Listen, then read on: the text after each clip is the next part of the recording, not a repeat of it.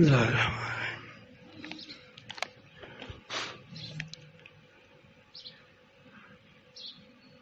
علماء یہ امت کے دل ہے. پہلے بھی میں نے بتایا تھا کہ یہ علماء امت مسلمہ کے دل ہے. جب دل ٹھیک ہو تو بدن بھی ٹھیک رہتا ہے.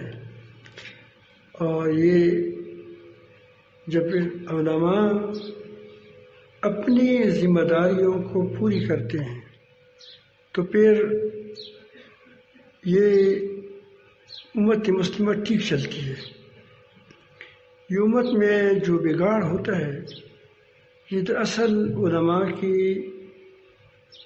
غیر ذمہ دارانہ رویے سے ہوتا ہے. خطائیں تو اور بھی ہیں، یہ نہیں کہتا کہ وہ عوام فرشتے ہیں لیکن ہم اس کو ٹھیک نہیں کرتے، ایسا نہیں ہے. غلطی عوام میں ہوتی ہے، وہ زیادہ دنیا پرست ہوتے ہیں، لیکن اگر عوام علماء اپنی ذمہ داری پوری کریں تو ان عوام میں بہت اچھے لوگ مکھن کی طرح اس معاشرے سے نکل آئیں گے.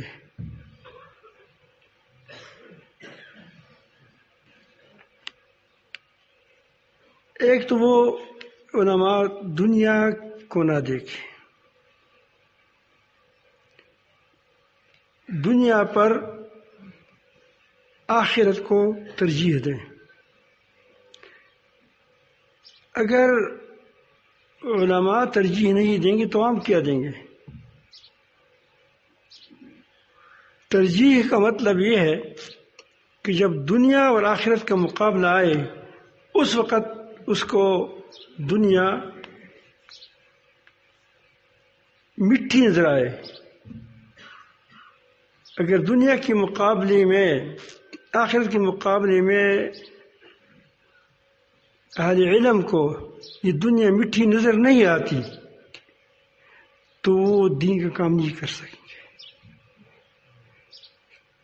پھر وہ دنیا کو آخرت پر ترجیح دیں گے. ہمارے ایک شاعر گزرا ہے پہلے زمانے کا، ایک 200 صدیاں ہو گئی، اس کا نام رحمان بابا تھا، عبد الرحمان بابا. یہ ہمارے پشتو والے جانتے ہیں. بہت پائی کا وہ ہے شاعر تھا اور عاشق شاعر تھا. ایک شاعر دو قسم کے ہوتے ہیں، ایک شاعر ہوتا ہے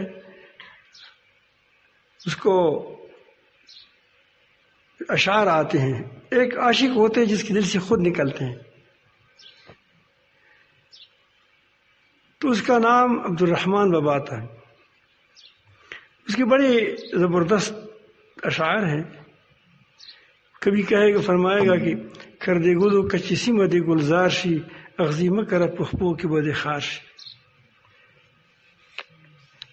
پھولوں کو کاشت کرو بہاروں میں رہو گے، کانٹوں کو مت کاشت کرو تو تمہارے پاؤں بھی چبھے گی. تو کہتے اچھے اعمال کرو، معاشرہ بناؤ.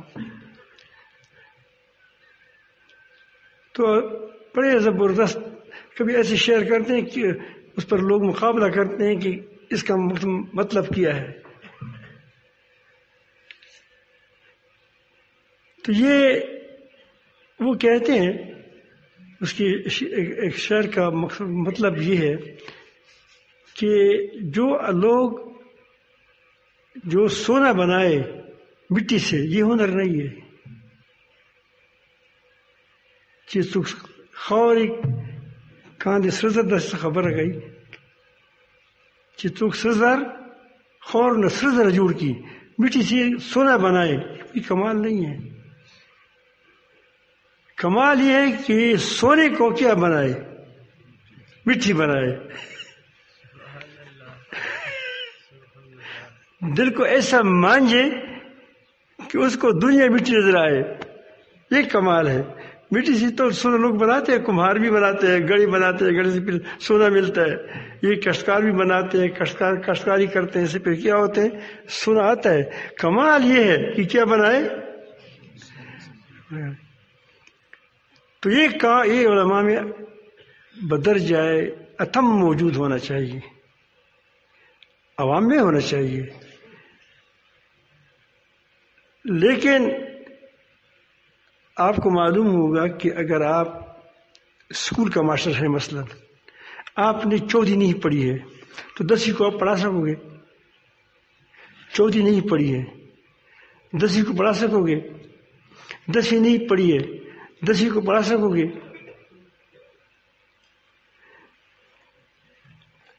اگر آپ نے صرف نحو نہیں پڑھا ہے تو آپ کافیہ طلباء کو پڑھا سکیں گے؟ اگر آپ نے حمیر نہیں پڑھی ہے تو کیا آپ حمیر پڑھا سکو گے؟ تو آپ کو تو اونچی علم حاصل ضروری ہے کہ جب بچوں کو سناتے ہیں تو آپ کی فضل و تحصیل ہوں گے، یا کم از کم آپ نے کیا ہوں گی، اس کتابوں سے اوپر کی کتابیں پڑھی ہوں گی، تب آپ نیچے کی کتابیں پڑھ سکیں گے۔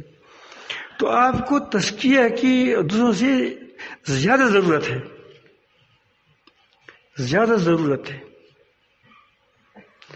ایک بار ایک طالب علم نے مجھ سے کہا کہ یہ لوگ بہت بڑے ظالم ہیں، بہت بڑے ظالم ہے یہ عوام، تمام دن فلان رقص کرتے ہیں، فلان دھوم بجاتے ہیں، یہ کرتے ہیں وہ کرتے ہیں، اسکول والی سیٹیاں بجاتی، اور ہم راستے میں جاتے ہیں تلسی کوئی نہیں کسی کو ماری ہوئی، دیکھو تعریف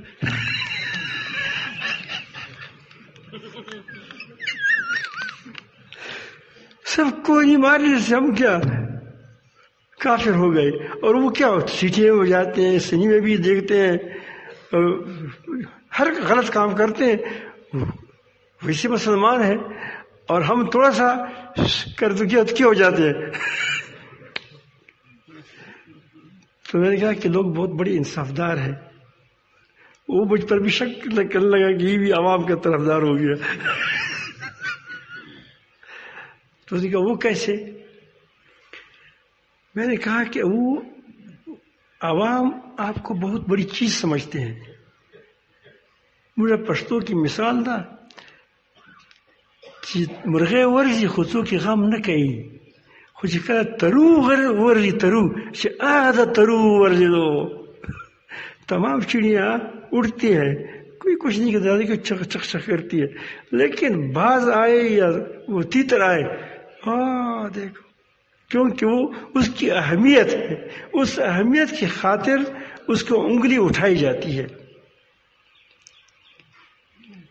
سمجھ آئی بات؟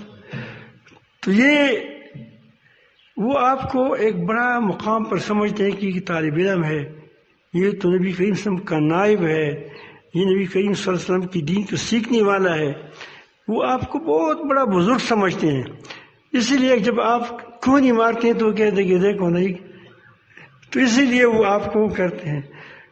پھر اس کو میں نے کہا کہ دیکھیں آپ امت کی آنکھ ہیں، علماء کیا ہے؟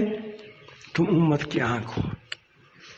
آپ میری پیچھے سے آ جائیں، میرے سر پر اتنا بوسل ڈال دو، مجھے پتہ چلے گا، کیونکہ پہلے سے میرے سر پر ایک شیر سے میرے کھیرو سے 1 کلو سے زیادہ یہ موجود ہے۔ اب اس پر 1 تولے کا بوسا رکھو تو اس میں کیا فرق پڑے گا؟ لیکن اس بوسے 1 تولی بوسے میں سے 1 ذرا میری آنکھ میں پڑ جائے، آنکھ پریشان ہے، بھائی یہ بدن کا حصہ ہے، یہ بدن کا حصہ ہے۔ سر پریشان نہیں ہوتا، آنکھ ہی پریشان ہوتی ہے۔ آنکھ دیکھتی ہیں، آنکھ کیا کر رہے ہیں؟ دیکھتی ہیں۔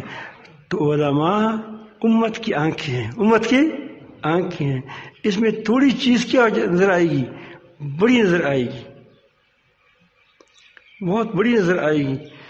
اسی لیے آپ کو بہت سلجھا ہوا ہونا چاہیے۔ لوگ کیا کہیں گے؟ لوگ فضول باتیں کریں گے، لوگ بکواس کریں گے، لوگ کچھ کریں گے، آپ کا کام یا تو تلوار لے کر فضول بات نہیں کرنی ہے، پھر کیا کرنا ہے؟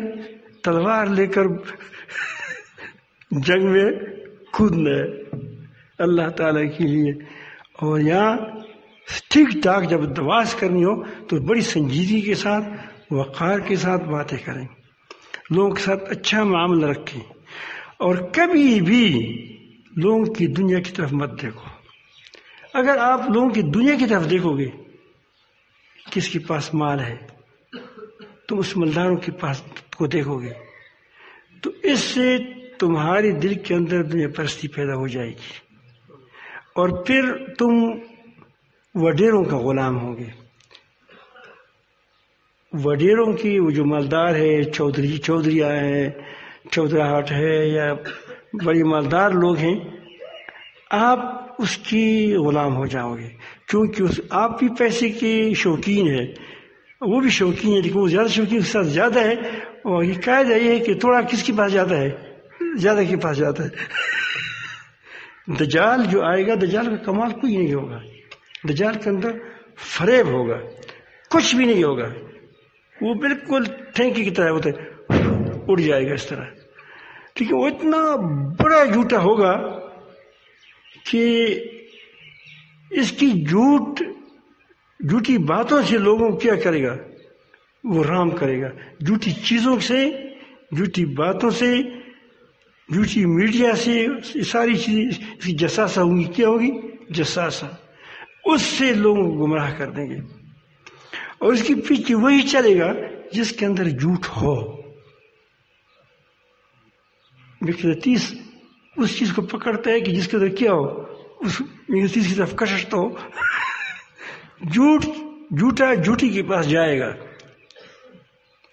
تو آپ ہمیں انتہائی سچائی کا ثبوت دینا ہوگا۔ دیکھ اب یہ دنیا ایسا اندھیرا ہے کہ اس میں اندھیرے کا مقابلہ اندھیرے سے نہیں ہوتا، اندھیرے کا مقابلہ روشنی سے ہوگا، جھوٹ کا مقابلہ سچائی سے ہوگا، باطل کا مقابلہ حق سے ہوگا۔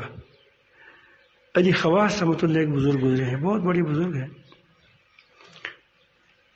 انہوں نے ایک بار علماء کو واعظ کیا، اور واعظ میں انہوں نے فرمایا کہ دیکھو علماء، تم شہین ہو، شہین جس کو کوئی ہاتھ نہیں لگا سکتا، اتنا آپ کی اڑان بہت اونچی ہے، لیکن اس شہین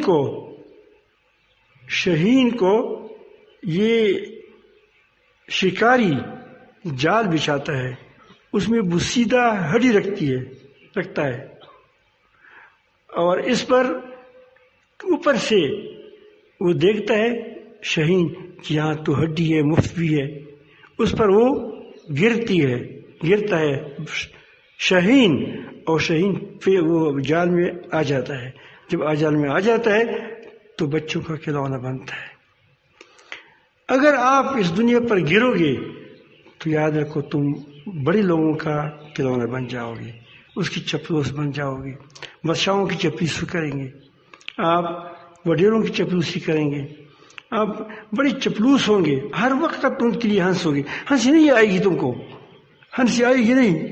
ہمارا ایک ساتھی پہچاننے والا تھا، وہ لوگوں سے چندہ کرتا تھا اپنی جیب کے لیے،